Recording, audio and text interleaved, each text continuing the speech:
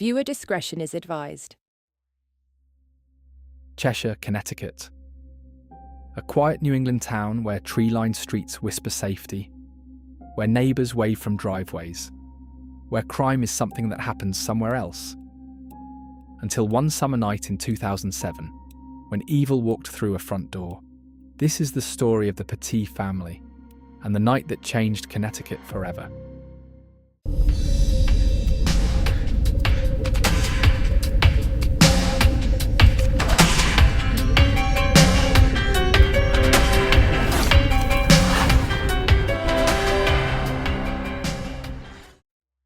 Before they became headlines, they were simply a family.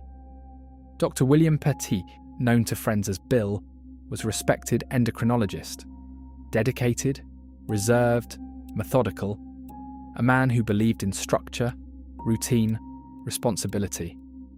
Jennifer Hawke-Petit was warmth embodied, a nurse, a caregiver, a woman known for volunteering, organising fundraisers, and remembering birthdays. Together they built a life in a colonial-style home on Sorghum Mill Drive. Their daughters were the centre of everything. Hayley Petit, 17 years old, intelligent, compassionate, preparing for college. She loved music.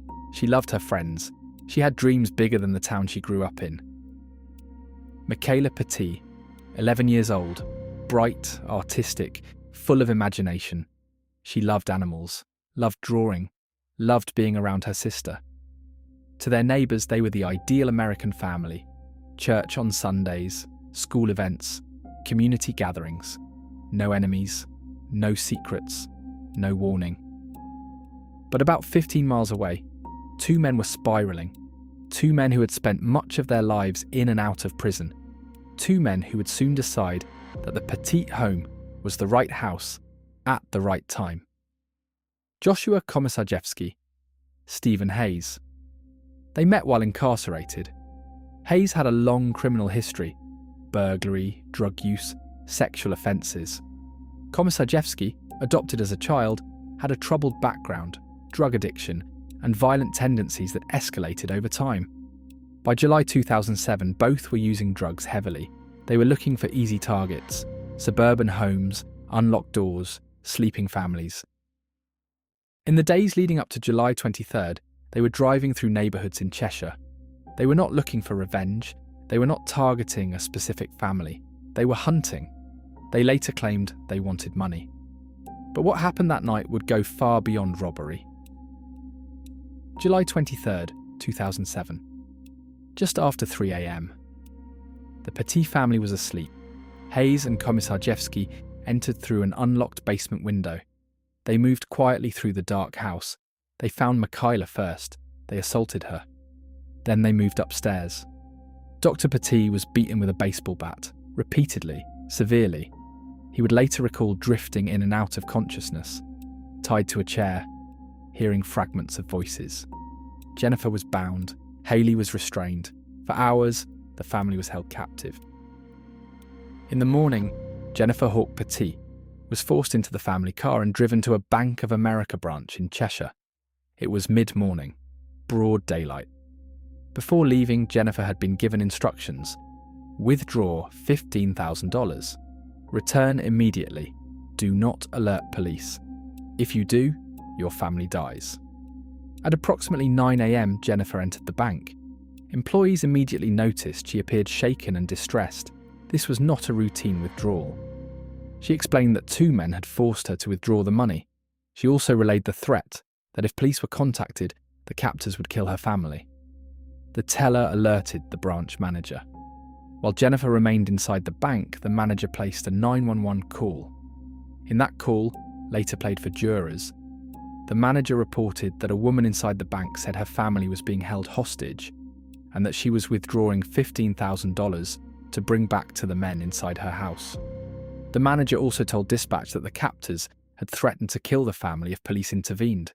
This was not a vague suspicion. Police were informed this was a reported hostage situation.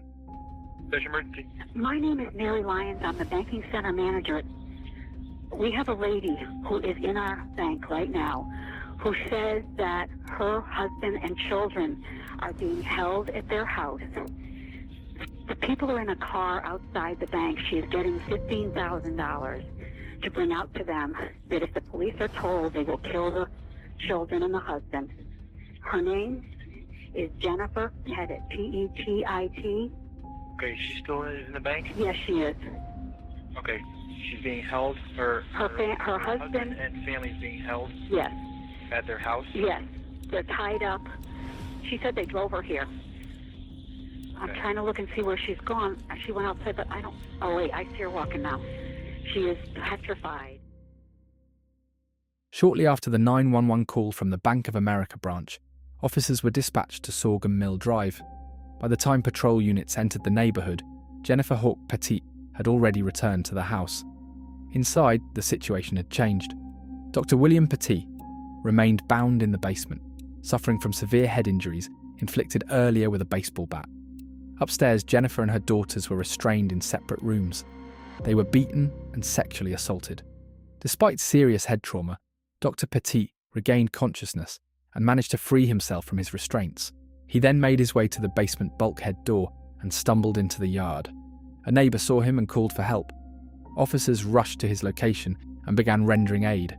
As police attention focused on the injured homeowner, flames ignited inside the house. The fire spread quickly and aggressively due to the accelerant. Smoke poured from windows within minutes. Firefighters arrived and forced entry, but interior conditions deteriorated rapidly. Jennifer Hawke-Petit and her daughters were still inside when the fire began. Autopsy findings later confirmed they were alive at the time of ignition. Rescue efforts were unsuccessful. As the structure burned, Joshua Komisarjevsky and Stephen Hayes exited the residence and attempted to leave in the Petit family vehicle. Police intercepted them near the scene. Both were taken into custody after a brief confrontation. By late afternoon, the home was largely destroyed. Evidence recovery would take weeks. The fire had damaged the structure, but it had not destroyed the case. The timeline was already forming, and the two suspects were in custody. Despite extensive fire damage, investigators recovered critical items: melted zip ties consistent with restraints, the baseball bat used in the assault on Dr. Petit, personal items displaced during the invasion, footwear impressions in less damaged areas. Blood evidence patterns helped reconstruct movement inside the house prior to the fire. Dr. Petit's injuries were consistent with blunt force trauma from a cylindrical object matching the recovered bat.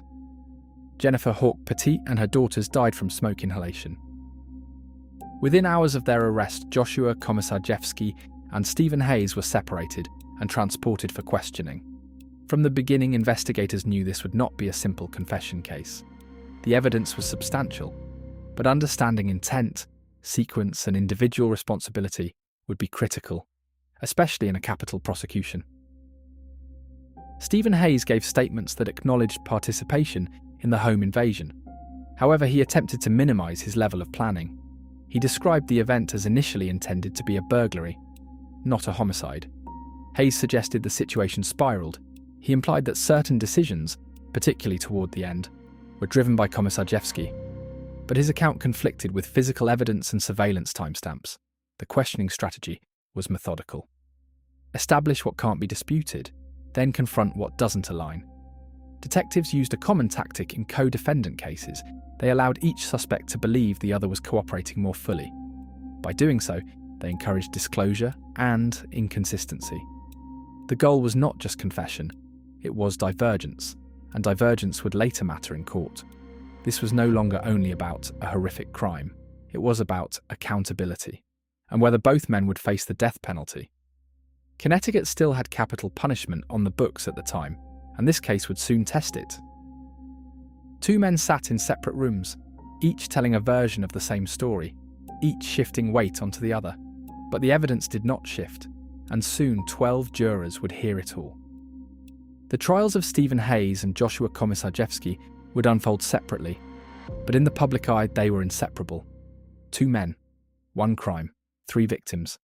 The state of Connecticut sought the maximum punishment available under law, the death penalty. Because the charges included capital felony, each defendant was entitled to a separate trial. Prosecutors structured their case around three pillars: premeditation, intent, felony murder during kidnapping and arson. The physical evidence was extensive. The timeline was documented. The dispute was no longer about who was present. It was about degree of responsibility and whether either man deserved execution. Stephen Hayes was tried first in 2010. Prosecutors presented surveillance footage from the gas station, bank withdrawal records, forensic testimony from fire investigators, DNA evidence, autopsy findings, Dr. William Petit's testimony. Dr. Petit took the stand and described regaining consciousness, escaping, and witnessing his home engulfed in flames. His testimony was direct, controlled, devastating. The prosecution argued that Hayes played an active role in every stage of the crime, from the invasion to the final ignition. Hayes' defense team focused heavily on mitigation. They presented evidence of substance abuse history, psychological instability, a turbulent upbringing. They argued that while Hayes was responsible for the home invasion, the ultimate escalation, particularly the fire, was influenced by Komisarjevsky. The goal was not acquittal. It was life imprisonment instead of death. After deliberation, the jury found Stephen Hayes guilty on all major counts, including capital felony. He was sentenced to death. Joshua Komisarjevsky's trial began in 2011. By this point, much of the evidence had already been publicly examined. However, prosecutors emphasized his leadership role in the crime. His defense team focused extensively on childhood trauma. He had early behavioral problems, history of sexual abuse, and psychological dysfunction. They argued that long-term trauma and mental instability shaped his behavior. But prosecutors returned repeatedly to one point. Planning requires cognition, and cognition implies responsibility. The jury found Joshua Komisarjevsky guilty of capital felony and multiple additional charges. After deliberation, they also sentenced him to death. In 2012, Connecticut abolished the death penalty prospectively. However, the repeal did not initially apply retroactively. Hayes and Komisarjevsky remained on death row. But in 2015, the Connecticut Supreme Court ruled that applying the death penalty to existing inmates while abolishing it for future cases was unconstitutional. The ruling effectively converted both sentences to life imprisonment without the possibility of parole. Both men were sentenced to life. After the trials ended, after the appeals, after the legal debates faded from headlines, Dr. William Petit was left with something far more difficult than court proceedings: silence. The house on Sorghum Mill Drive was gone. His wife and daughters were gone. What remained was memory and choice. In the years following the murders, Dr. Petit did not disappear from public life. Instead, he chose visibility. He co-founded the Petit Family Foundation, honouring Jennifer, Hayley and Michaela. The foundation focused on causes that reflected who they were: educational scholarships, support for women's health initiatives, assistance for families impacted by violence, community-based charitable programs. Scholarships were established in his daughters' names. Jennifer's commitment to nursing and caregiving inspired health-related initiatives. Rather than define the family by how they died, the foundation defined them by how they lived. Through the foundation's charitable and community work, Dr. Petit eventually met someone who would become part of his next chapter. He met Christine, a woman involved in community and charitable activities connected to the foundation's outreach. Their relationship developed gradually, quietly, away from media spectacle. In 2012, Dr. Petit remarried. In the years that followed, he and Chris had 2 children. The Cheshire murders began as a home invasion. They became a national story, a legal debate, a death penalty case, a policy flashpoint. But at its core, it was a family. Jennifer, Hayley, Michaela. Their lives were not defined by a single morning in July. They were defined by years of ordinary moments. School concerts, medical shifts, homework at kitchen tables. Those are harder to film, harder to headline, but they are what mattered most. 2 men will spend the rest of their lives in prison. A state abolished capital punishment. A town changed its sense of security. And 1 man rebuilt. Not because tragedy fades, but because time continues. Some stories end in fire. Others continue in what rises afterward. Thanks for watching, and I'll see you on the next one. Don't forget to like and subscribe. Also, if there's a case you'd like me to cover, let me know in the comments. Take care of yourselves.